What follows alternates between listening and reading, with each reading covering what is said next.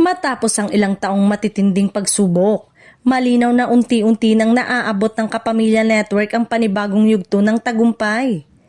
Batay sa mga pinakahuling ulat, tumaas na ang kita ng kumpanya at malaki ang ibinaba ng pagkalugi nito kumpara sa mga nagdaang taon. Isang malinaw na senyales ng matagumpay na pagbangon. Ang tagumpay na ito ay hindi bunga ng swerte, kundi resulta ng isang matapang at makabagong estratehiya ang pakikipagtulungan sa mga network na minsan ay itinuring na mahigpit na kakumpetensya.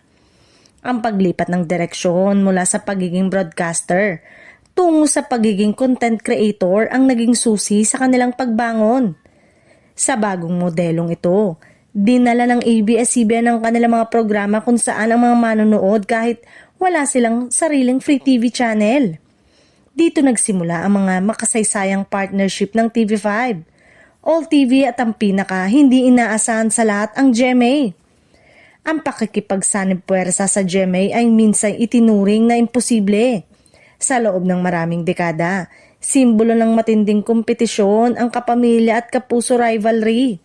Ngunit pinatunayan ng collaboration na ito na sa nagbabagong panahon, mas mahalaga ang pagtutulungan kaysa walang katapusang network wars.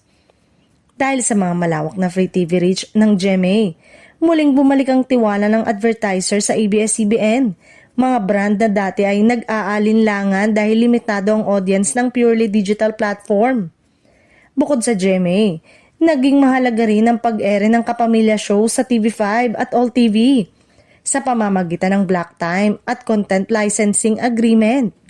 Sa ganitong paraan, na-maximize ng ABS-CBN ang malawak nitong library ng teleserye at pelikula, habang napupunan ang kakulangan ng sariling broadcast frequency.